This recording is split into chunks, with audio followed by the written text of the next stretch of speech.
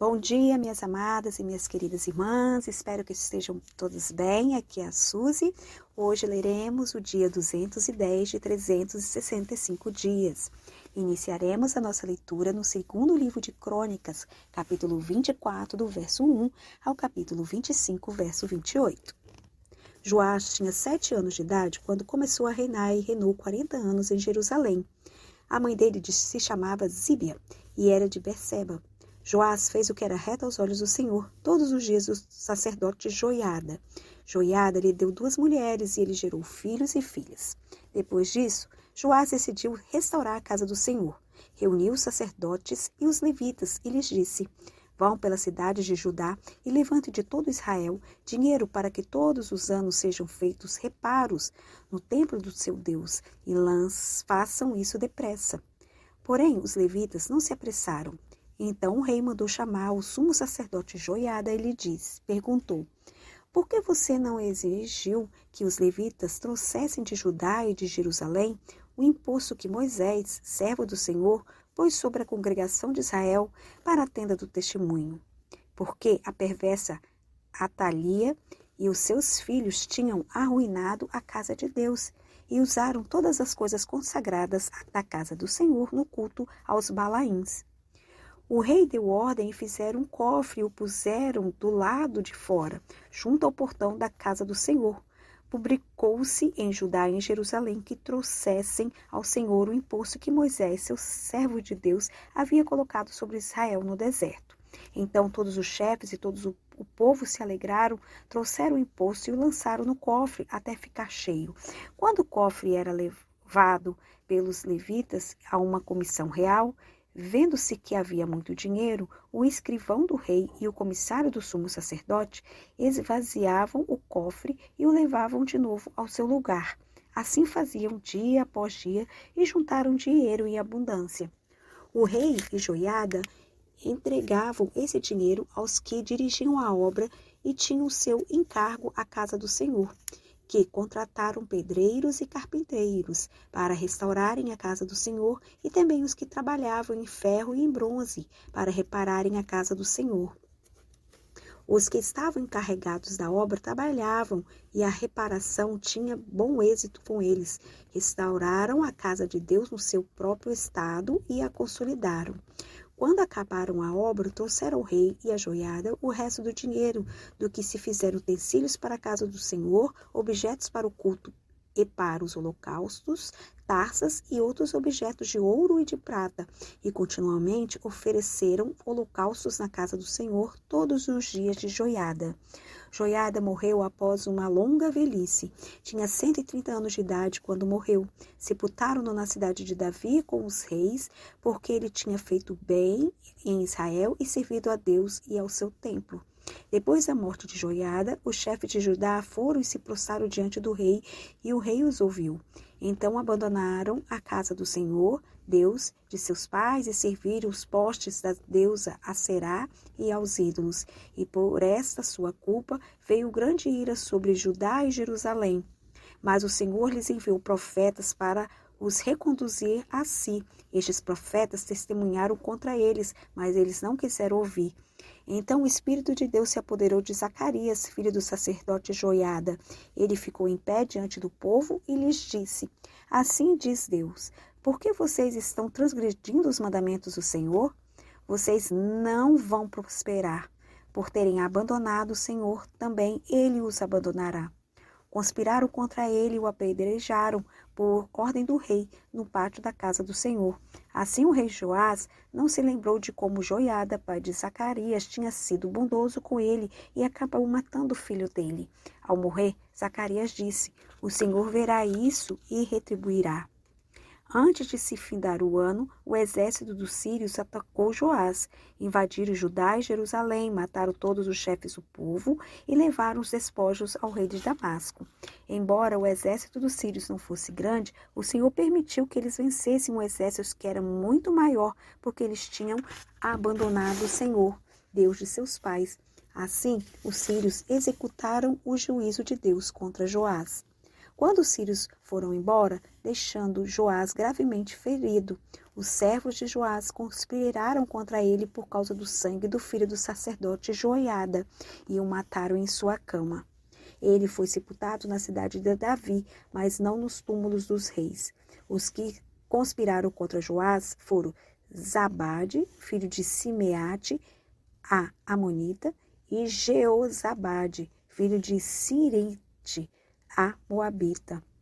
Quanto aos filhos de Joá, as numerosas sentenças proferidas contra ele e a restauração da casa de Deus, está tudo escrito no livro das histórias dos reis. E Amazias, filho de Joás, reinou em seu lugar. Amazias tinha 25 anos de idade quando começou a reinar e reinou 29 anos em Jerusalém. A mãe dele se chamava Jeoadã e era de Jerusalém. Amazias fez o que era reto aos olhos do Senhor, mas não com o coração íntegro. Logo que o reino foi confirmado nas suas mãos, matou os servos que tinham assassinado o rei, o seu pai. No entanto, não matou os filhos deles, mas fez segundo está escrito na lei, no livro de Moisés, no qual o Senhor deu a ordem, dizendo: os pais não serão mortos por causa dos seus filhos, nem os seus filhos serão mortos por causa dos seus pais. Cada qual será morto pelo seu próprio pecado. Amazias congregou os homens de Judá e os pôs segundo as suas famílias, sob chefes de 1000 e chefes de 100, por todo Judá e Benjamim. Contou os que tinham 20 anos de idade para cima e descobriu que havia 300.000 homens escolhidos capazes de sair à guerra e manejar lança e escudo. Também contratou 100.000 homens valentes de Israel por 3.400 quilos de prata. Porém, certo homem de Deus foi falar com Amazias e disse: ó rei, não deixe que o exército de Israel o acompanhe, porque o Senhor não está com Israel, isso é, com nenhum dos filhos de Efraim. Porém, vai sozinho, entre em ação e seja corajoso. Do contrário, Deus faria com que você caísse diante do inimigo, porque Deus tem poder para dar a vitória ou a derrota. Amazias perguntou ao homem de Deus: e o que será dos 3.400 quilos de pratas que paguei à tropa de Israel? Ao que o homem de Deus respondeu: o Senhor pode lhe dar muito mais do que isso. Então Amazias dispensou as tropas que tinham vindo de Efraim, dizendo que voltasse para casa. Eles ficaram muito irritados com o povo de Judá e voltaram para casa enfurecidos. Amazias tomou coragem e, conduzindo o povo, foi até o vale de Sal, onde matou 10.000 dos filhos de Seir. Também os filhos de Judá prenderam vivos 10.000 e os levaram até o alto de um penhasco, de onde os precipitaram, de modo que todos foram esmigalhados. Porém, os homens das tropas que Amazias tinham mandado embora, para que não fosse com ele à guerra, atacaram a cidade de Judá, desde Samaria até Bet-Horon. Mataram 3.000 e levaram muitos despojos. Quando Amazias voltou da matança dos Edomitas, trouxe consigo os deuses dos filhos de Seir. Tomou-os por seus deuses, adorou-os e lhes queimou incenso. Então o Senhor ficou irado com Amazias e enviou um profeta que lhe disse: por que você está buscando deuses que não puderam livrar do seu ataque o povo deles? Enquanto o profeta ainda falava, o rei lhe disse: por acaso pusemos você por conselheiro do rei? Pare com isso. Por isso teríamos de matar você? Então o profeta parou, mas disse: sei que Deus resolveu destruí-lo, porque você fez isso e não deu ouvidos ao meu conselho. Então Amazias, rei de Judá, tomou conselho e enviou mensageiros a Jeoás, filho de Jeoacás, filho de Jeú, rei de Israel, dizendo: venha me enfrentar no campo de batalha. Porém, Jeoás, rei de Israel, respondeu a Amazias, rei de Judá: o espinheiro que está no Líbano mandou dizer ao cedro que lá está: dê a sua filha por mulher ao meu filho. Mas um animal selvagem que estava no Líbano passou e pisoteou o espinheiro. Você diz: eis que derrotarei os edomitas. O seu coração se encheu de orgulho para você se gloriar. Agora fique em casa, porque provocaram o mal que trará somente desgraça para você e para Judá.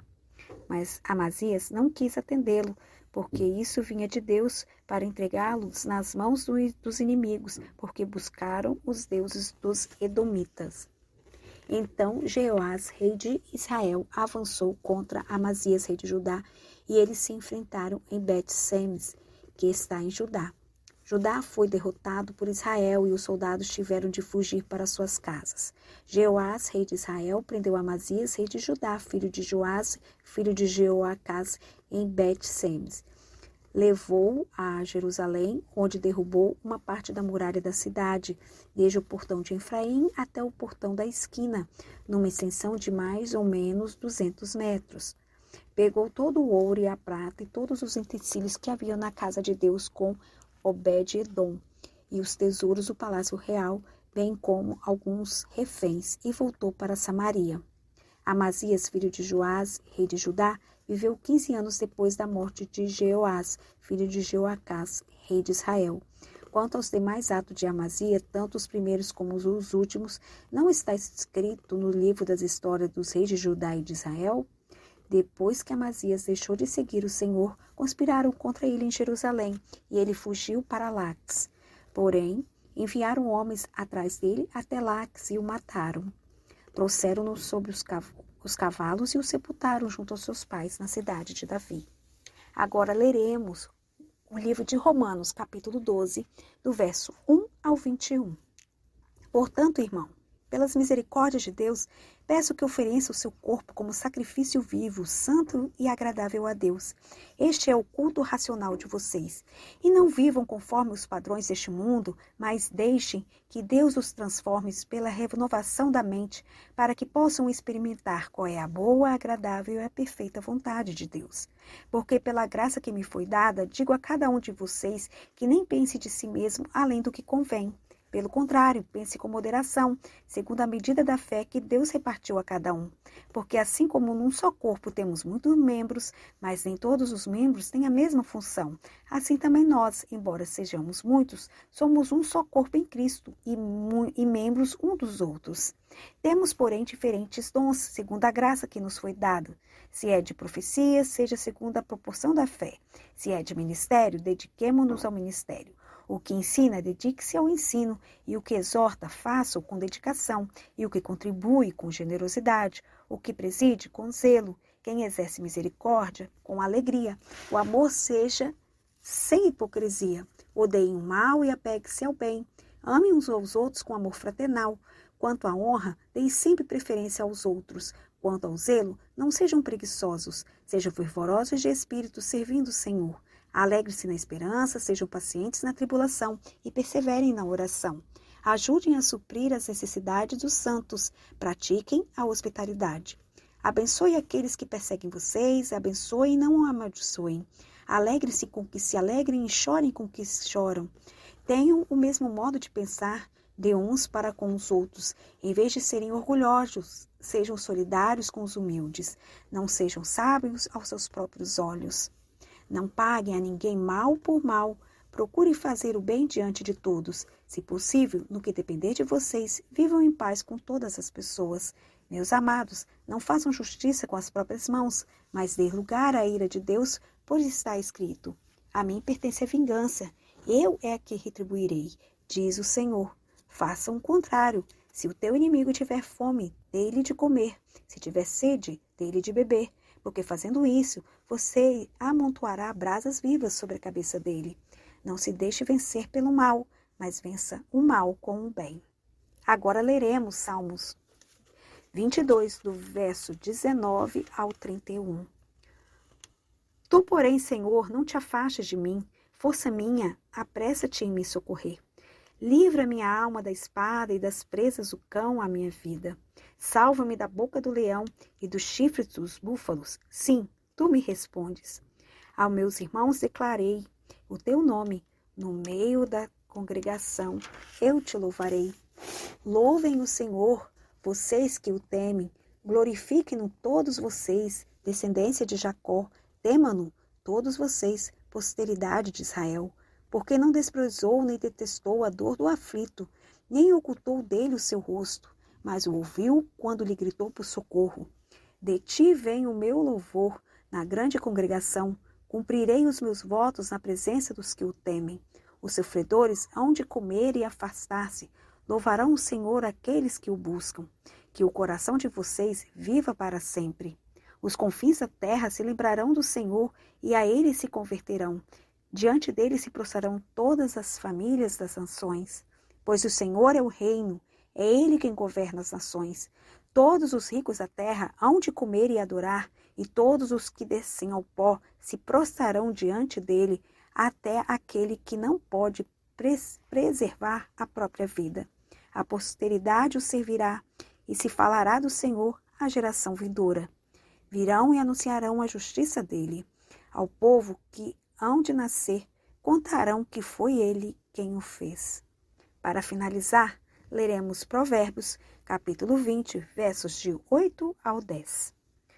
Quando o rei se assenta no trono para julgar, com os seus olhos dispersa todo o mal. Quem pode dizer, purificarei o meu coração, estou limpo do meu pecado? O Senhor detesta o uso de 2 pesos e de 2 medidas. Ele detesta tanto uma coisa contra a outra. Louvado seja o nome do Senhor pela sua palavra e que Deus nos abençoe.